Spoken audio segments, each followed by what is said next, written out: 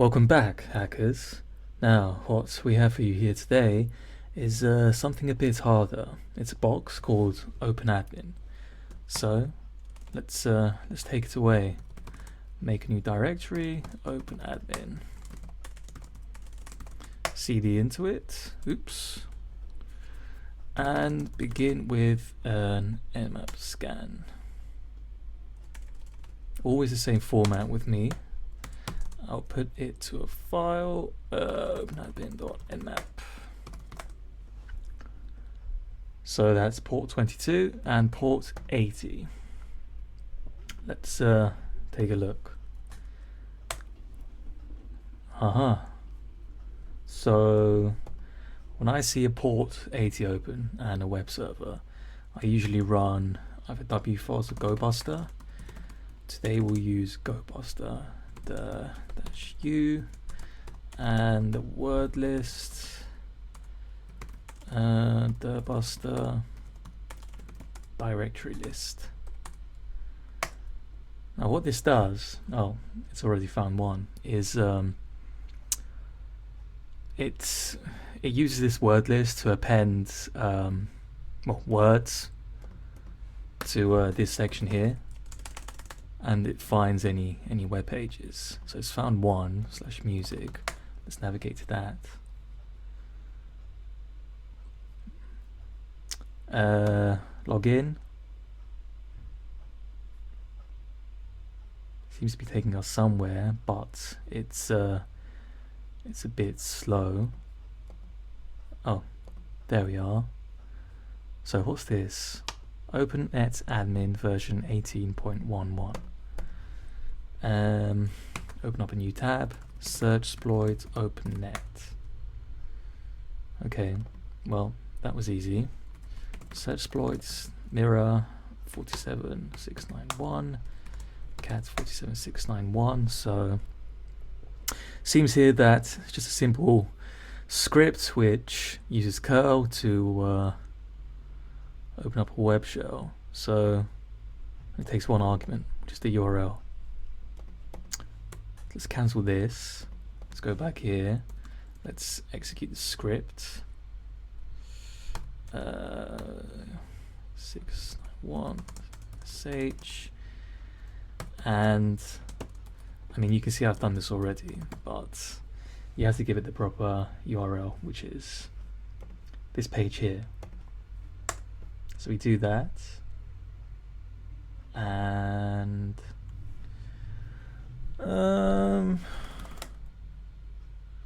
no, that doesn't seem to work. It should be working though. Let's, yes, I remember. We have to go to Google and get a new script. Point 1. I think it's this one. No, not that one. This one? Yes, this one should work. So here's the installation, quick and easy. I've already satisfied this requirement, but you can run it yourself. Let's go back here, clone it, go here.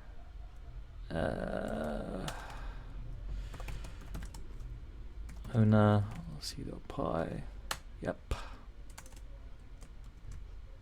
Oops.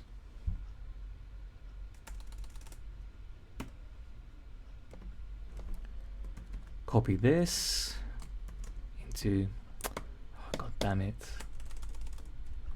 Yes, these things are very annoying sometimes. And we should have a shell any second now. There we are. Who am I? www data. Now let's make the web well, it's not a web shell, it's a command line shell. Let's make it a bit more interactive. Use a bin Python 3.6 c import pty spawn. do bash.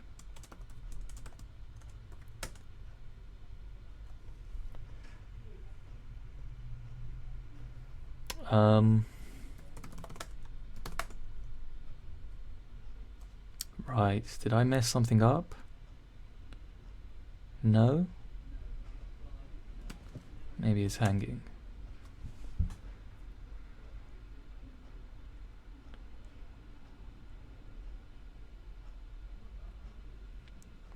Well, that was unfortunate. Let's try like so.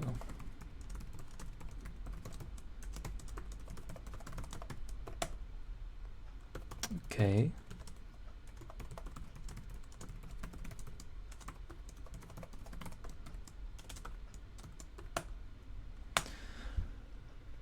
Seems it doesn't want to upgrade the shell, which is very annoying, but that's okay.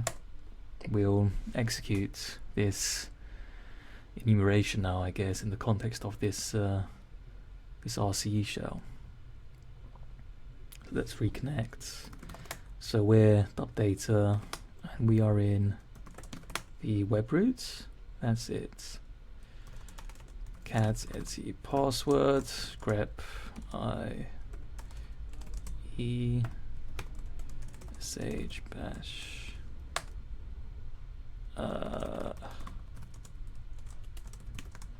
let's try that again. Joanna, Jimmy, SQL Server, who has a shell? So Jimmy and Joanna. Let's copy linpeas over. Locate linpeas.sh, copy opt linpeas.sh. Here, open up a Python server, port 8000.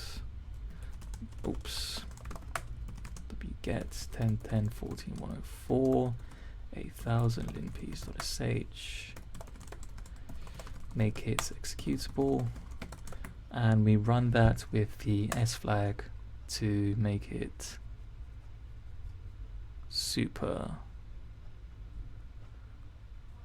Well, it should be super stealthy, but it seems we need to get a proper shell, so let's do that. Let's go to revshells.com. Let's get a bash shell on port. Let's do delete port 104. Copy, make a new file, rev.sh, paste that here. Make a another web server ready to serve the file. cd/temp wget 10.10.104. Let's open up a listener, and then we go back to our shell. We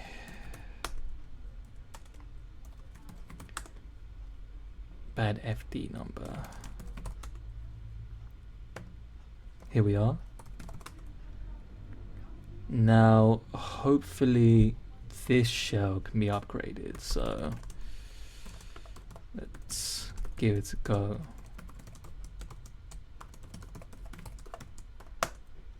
Perfect. Never mind. It's good enough. Let's go back to temp, linpeas, the S flag. That's strange. Let's get it again.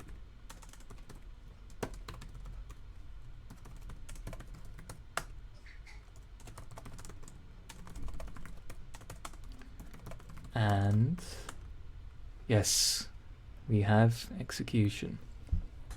Now, while this runs in the background, I'll just briefly go over what linpeas actually is.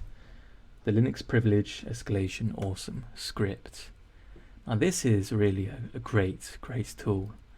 As soon as you pop a shell, so to speak, this is what it should be your go-to tool. Now with these boxes and HackTheBox, they don't have any connection to the internet, so you can't just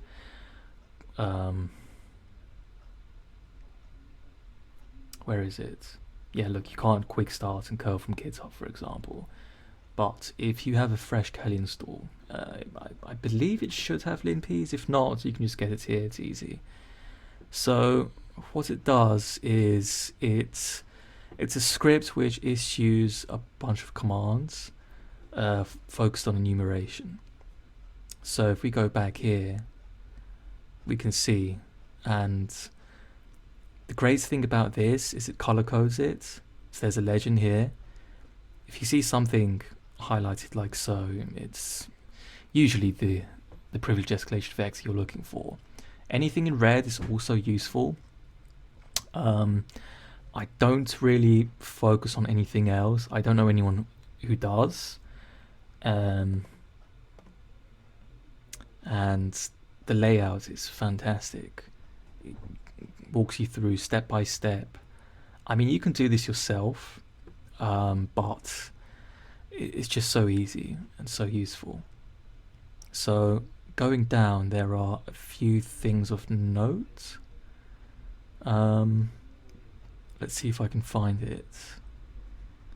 So this here is interesting because port 3306, oh, that's the MySQL database, and that's standard-ish, I guess. 53, that's DNS, that's the web server, that's SSH. But this 52846, that's interesting. And the rest of it is just, I mean, you could look through all of this if you'd like, but for the sake of brevity, let's go down to the bottom, and I'll show you how to proceed. So if we try to curl localhost 52846, we can see that it's some sort of web server, but it can only be accessed from the machine itself. So we need to make a tunnel at some point, but to do so, we need to do some more enumeration and figure out how to get a proper shell on this system. So if we cd into home, we can see there's 2 users, but this service user has no read access to these users. So going back to the web root, you can see an internal directory here, but there's no read access there either. And this has a symlink to opt on a www. So let's go here, and we see a bunch of stuff. Some config files. I think where we need to go is cd into local, and then config from there. And yeah, here we are, database settings. So if we cat that out, we can see a user and a password. So whenever I get something like this, what I do is I make a new file. So let's do that. Echo on a sys crest.txt. So that way I can always access it whenever I need to. Now, it's not much to go off of, but password reuse is very common, so let's try to log in as a different user. We know that there's 2 users with the shell, Joanna and Jimmy. Let's start with Joanna, switch to her, and nothing, authentication failure. Let's try Jimmy. There we are. There's a shell. Well, I mean, it's the same shell, sorry. I just meant to say it's a password that works. But now I think we can SSH into the server as Jimmy. So it's 9235238. Yes. There we are, perfect. So where do we go from here? Well, there is one more thing that I forgot to mention in the linpeas outputs. If I go up and check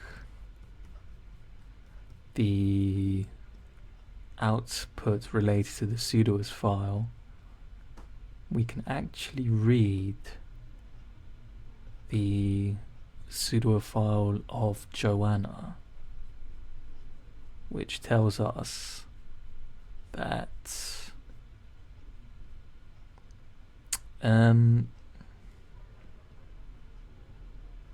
just a second.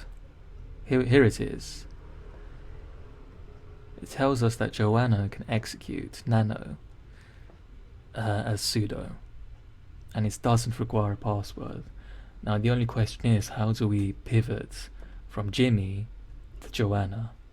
Because I know that if you can execute nano as a sudo user, then you can get root access. So this here, GTFO bins, is a resource which allows you to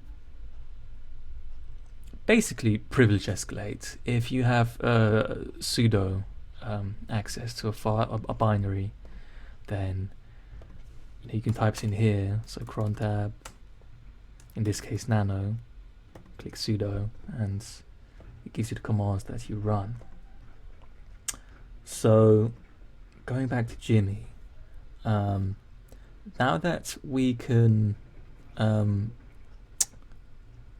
SSH as Jimmy, we can set up a tunnel.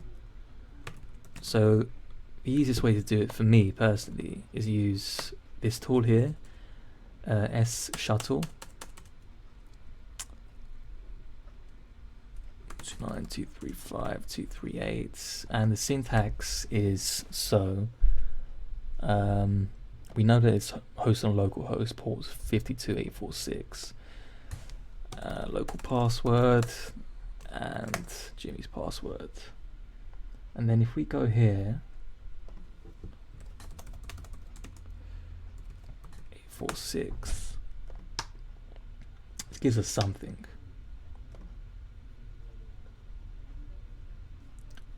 And something isn't much. Let's open up a new shell as Jimmy, which we could do in the shelter command, but we like doing things the long way here. So let's go. Now if I navigate back to the web root,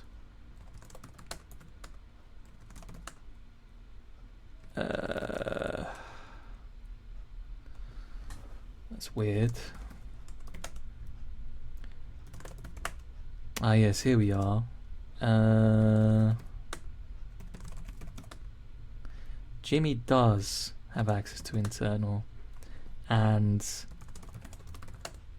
the internal web page is what we're seeing here with the login form. Now the only question is, does Jimmy have write access? Because if he does, then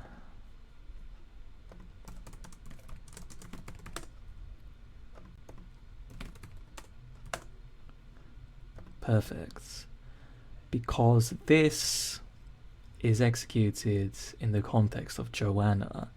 What we could do is we can drop a web shell into this folder and then access it from our web browser. So we will do just that. And the one that I like to use is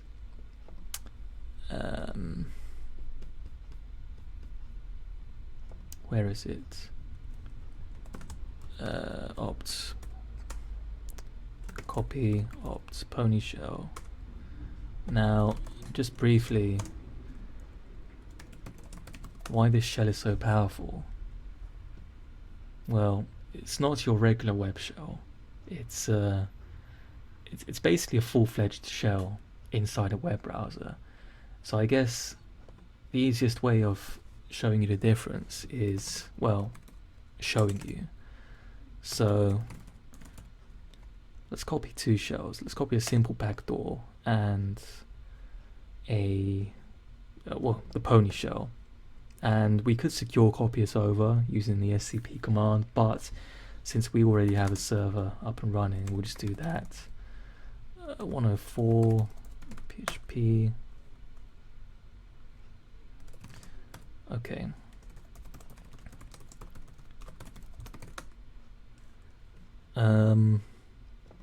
Do we? Oh. Okay. Now it should work. Here we are, and the same command, just simple back.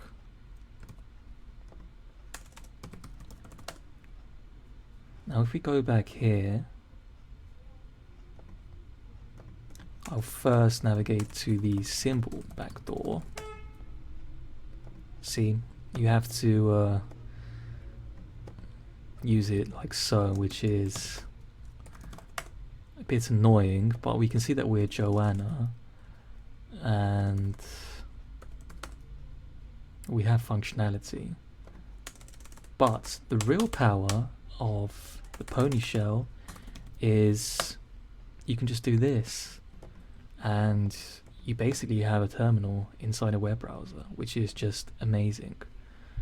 So we know that user Joanna has sudo. Okay, so that doesn't work, but we know that user Joanna can execute the nano program as the root user with no password. The only question is, how do we get a shell as Joanna? Do we have to make a reverse shell and execute it from here and call back to a listener, or is there an easier way? Home Joanna, there's the user flag here, and here's the SSH folder with ID RSA, which is brilliant. So let's cat that over, copy it, make a new file. Oops.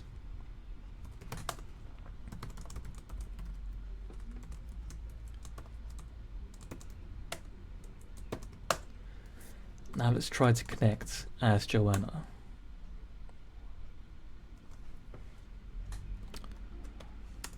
I keep forgetting that's the wrong host. 235.238. Two things wrong. That's the first. Second is the key requires a passphrase. So the easy way to go about this is using a tool called SSH to John, which gives us a hash. Now, if we navigate to hashcat example hashes and we search for this string here, it gives us the hash mode that we need to use. But the hash format is, well, it starts with a $, and our hash starts with this, which works for John, but it won't work for hashcat. So we need to edit this. Vim joanna.hash. Now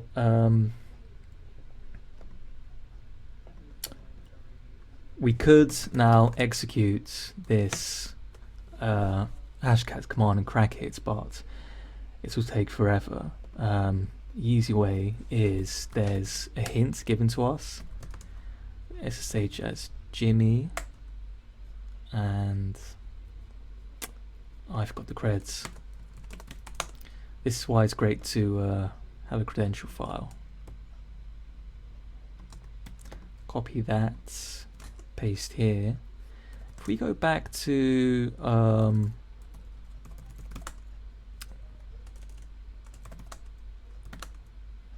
this folder here and we cat out main, we see here, don't forget your ninja password. So that's a clue that the password is something to do with ninjas. So let's grep for the word ninja in all of our word lists. Let's see how many we get.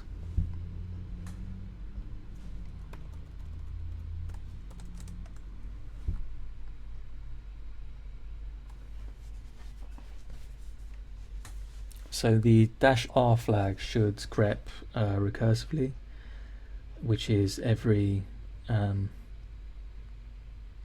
file within the word list directory and every file within the directories below it. So we get 10,000, but it seems quite high.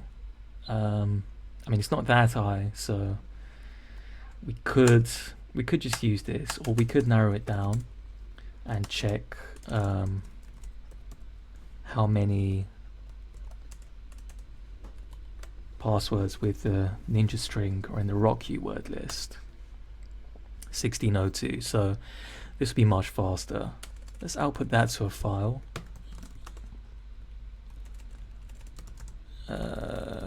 Wordlist.txt.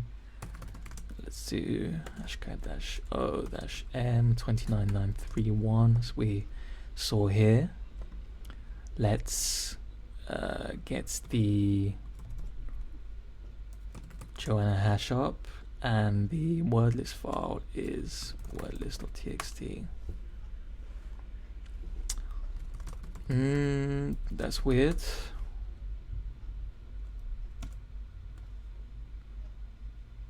Hold on just a second. Did I mess something up?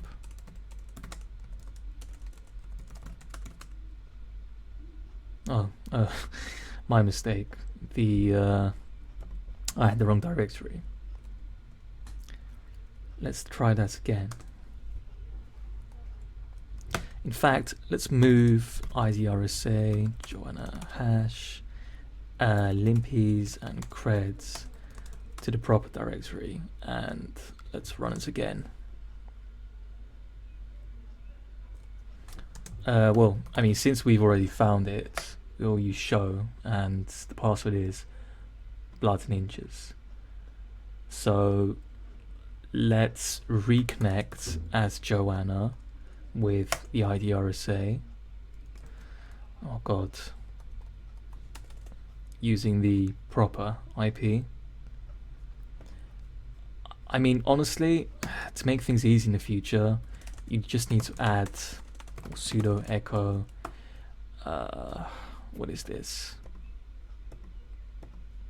Where's the IP?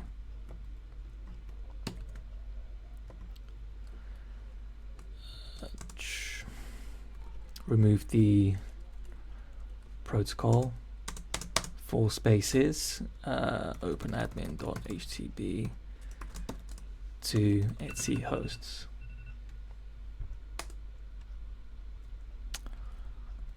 Okay, I guess we'll vim it.